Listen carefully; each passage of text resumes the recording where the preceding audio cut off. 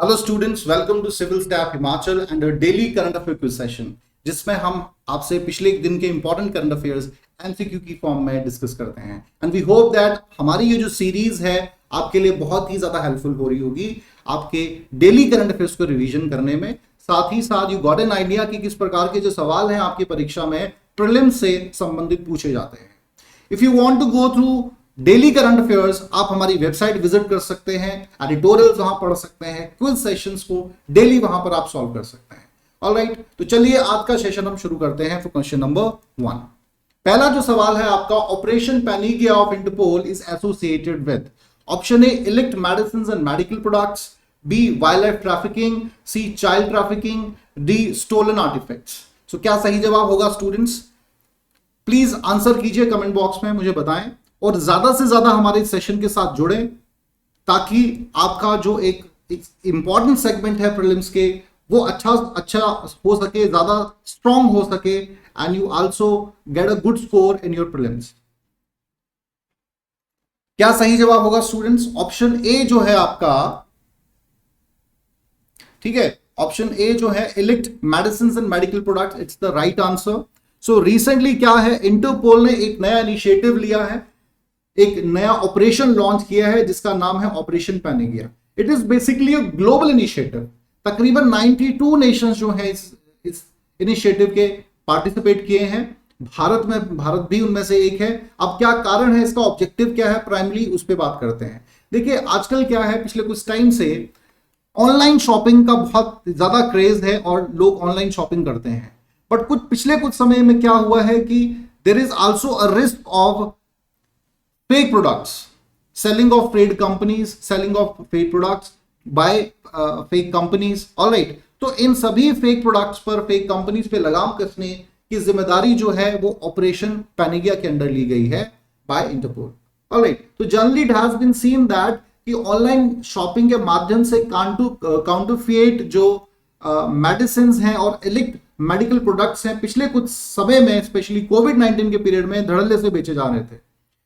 चाहे हम आपके लो क्वालिटी मास्क की बात करें, सैनिटाइजर्स की बात करें, इम्यूनिटी बूस्टर्स लोगों ने खरीदे विदाउट नोइंग द फैक्ट कि कहां से उन्हें खरीदने चाहिए, किन कंपनीज जहां से वो खरीदते हैं क्या वो कंपनी जो है वो सही है।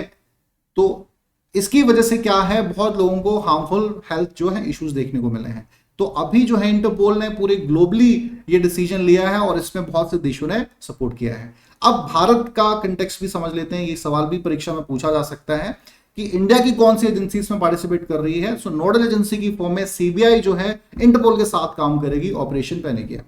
चलिए नेक्स्ट हम बात करेंगे question, costs of climate change of India report has been recently published in option A International Energy Agency, NITI Aayog, B Overseas Development Institute, none of the above. क्या सही जवाब है students? Please answer comment box में कीजिए।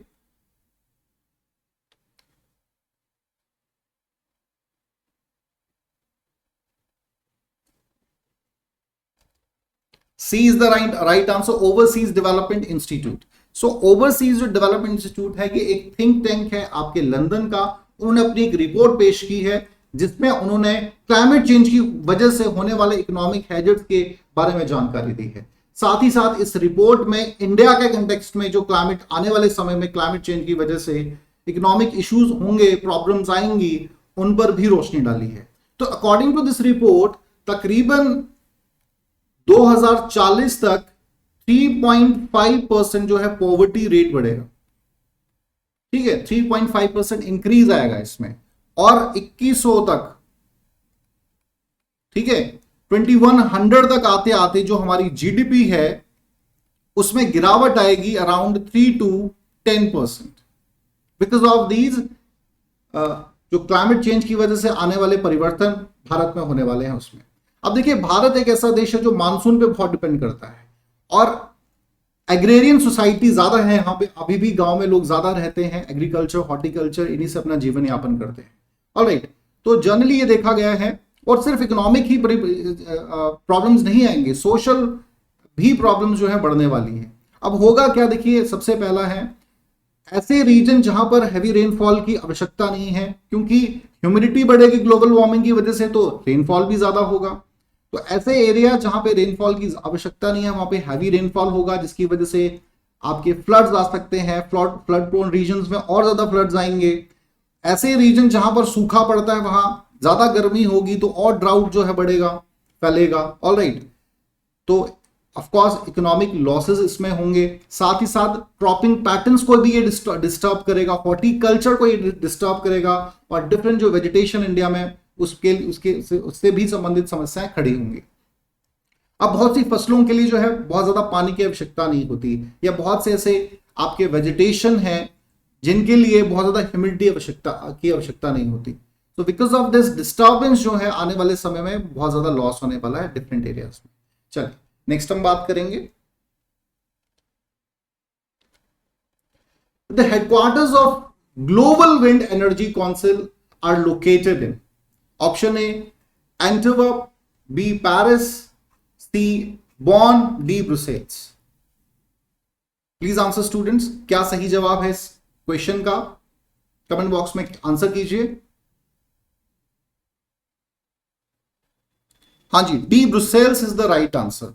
सो recently जो है global Wind Energy council ने अपनी काउंसिल एक रिपोर्ट प्रेजेंट की है जिसमें भारत से संबंधित भी कुछ इंपॉर्टेंट जानकारियां इसमें मेंशन की गई हैं, उन पर एक एक करके बात करेंगे। सबसे पहले हम बात करेंगे, देखिए एनर्जी का इस्तेमाल बहुत ज्यादा जरूरी है, और पिछले कुछ समय से विंड एनर्जी के क्षेत्र में ग्लोबली जो है डेवलपमेंट देखने को मिली है। If I am talking about right now 743 gigawatt का इंस्टॉलेशन हुआ है पिछले कुछ समय में आपके ग्लोबली। ऑलराइट, और 53% का ग्रोथ देखने को मिला है विंड एनर्जी की फील्ड। भारत में according to this report India जो है वो टारगेट कर रहा है 20 गीगावाट इंस्टॉलेशन का आने वाले कुछ समय में, अपनी कैपेसिटी को बढ़ाने का 2025 तक। ऑलराइट, अब लेकिन क्या ये एफर्ट्स काफी हैं? तो आंसर इज नो। बेसिकली क्या है, क्योंकि एनर्जी रिसोर्सेज भारत में अभी भी सबसे ज्यादा एनर्जी अगर की हम बात करें कंजप्शन की, तो थर्मल एनर्जी का बहुत ज्यादा इस्तेमाल होता है। एंड बिकॉज ऑफ दैट क्या होता है कि कार्बन जो डाइऑक्साइड है या कार्बन गैसेस हैं, उसकी वजह से जो क्लाइमेट चेंज की हम बात कर रहे हैं, या फिर और एनवायरमेंट हैजर्ड्स की हम बात करें, वो देखने को मिल रहे हैं, ग्लोबली देखने को मिल रहे हैं। तो इंडिया ने ये किया है कि हम विंड एनर्जी का ज्यादा इस्तेमाल करेंगे धीरे धीरे। हालांकि अभी भी ये आंकड़ा कम है, अभी भी 1.1 मिलियन टन जो है ईयरली कार्बन डाइऑक्साइड जो है उसका रिलीज हो रहा है, जो कि और मतलब जो सेट टारगेट्स हैं उसके ज्यादा की मैं बात कर रहा हूं। क्लियर है? चलिए नेक्स्ट हम बात करेंगे, इंटरनेशनल लेबल Crossing Awareness Day was observed recently on option A June 9, B June 10, C June 11, D June 12। Answer कीजिए स्टूडेंट्स, बहुत सिंपल सवाल है ये।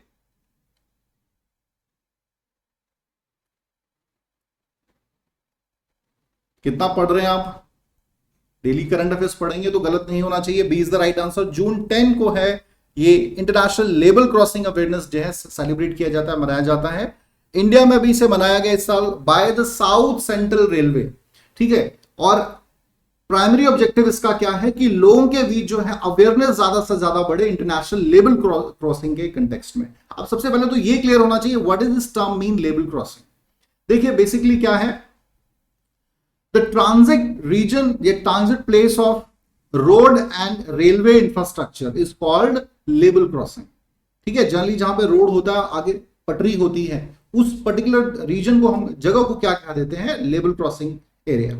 Alright, so every year number of जो एक्सीडेंट्स हैं देखने को मिल रहे हैं ग्लोबली, हर जगह पे देखने को मिल रहे हैं। बहुत बार व्हीकल जो है वो एंटर कर जाते हैं और एक्सीडेंट्स हो जाते हैं, या many time it has been seen that people are वहां से ट्रेन आ रही है और लोग घुसे जा रहे हैं, एक्सीडेंट्स होते हैं, बहुत डेथ्स इसकी वजह से हो रही है। तो नाउ सरकार ने ये फैसला किया है, एक तो अवेयरनेस ज्यादा से ज्यादा लोगों के बीच बढ़ाई जाए, और इसके तहत कुछ इनिशिएटिव्स भी लिए गए हैं कि जो आपके 81 मैन्ड लेबलिंग क्रॉसिंग्स उनको हटाया जा रहा है, और उनकी जगह पे LHS, ROB एंड RUB जो है वो बनाए जाएंगे with the collaboration of state governments.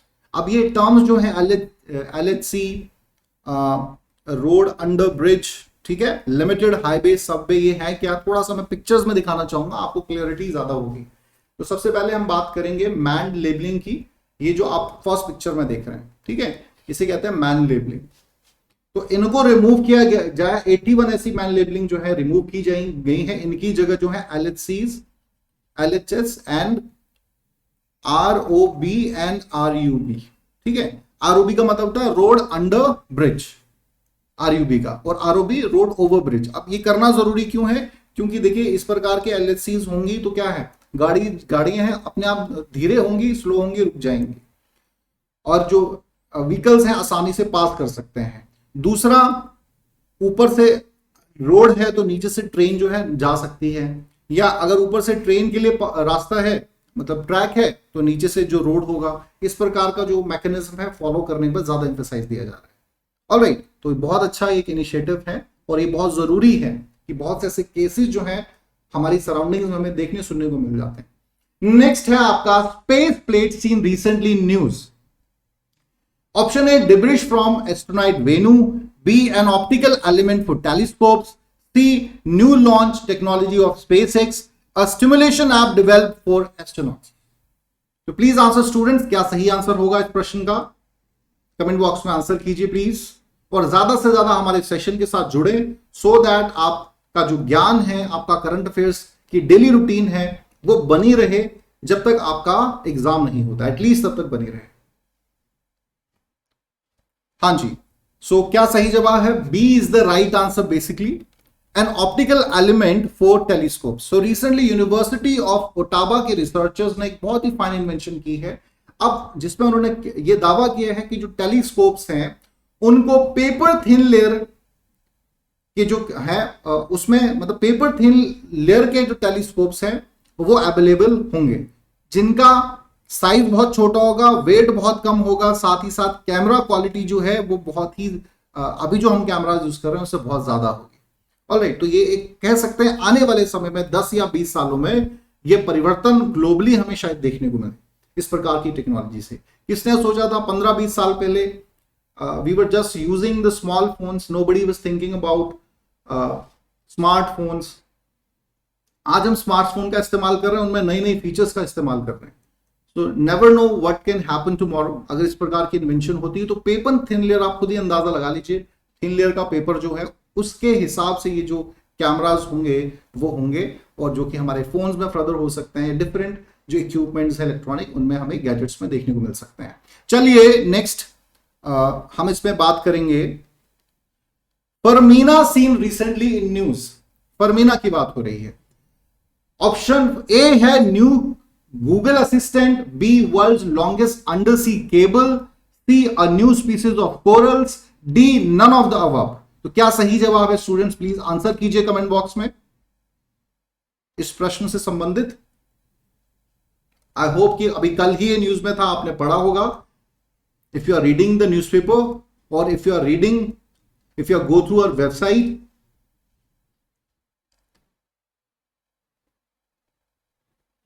चलिए, so B is the right answer basically, world's longest undersea cable। so recently Google ने ये इनिशिएटिव लिया है और पहला दुनिया का सबसे लंबा अंडरसी केबल है, उसको बनाने की, बिछाने की बात हो रही है, जो नॉर्थ अमेरिका को कनेक्ट करेगा साउथ अमेरिका से। अब गूगल का प्रोजेक्ट ऑफकोर्स फाइनेंशियल पर्सपेक्टिव से तो है ही, ऐसा नहीं गूगल का इस्तेमाल साउथ अमेरिका में होता नहीं है, but connectivity is not that better, क्योंकि केबल लाइंस बहुत ज्यादा वहां पर है नहीं। तो गूगल ने ये सोचा, साउथ अमेरिका की जब मैं बात कर रहा हूं, primarily talking about Nations like Argentina, Brazil, Uruguay, ठीक है, ये जो देश हैं आपके इंपॉर्टेंट इस रीजन के, इनकी बात हो रही है। अब बेसिकली क्या है, इस रीजन में कनेक्टिविटी को गूगल बढ़ाना चाहता है, उनको एक मार्केट बहुत बड़ी दिख रही है, लोगों के लिए भी यहाँ फायदा है, ठीक है, इंटरनेट की जो फैसिलिटीज है और यहाँ पे बेटर होंगी, और लोग जो है कनेक्ट हो पाएंगे ग्लोबली।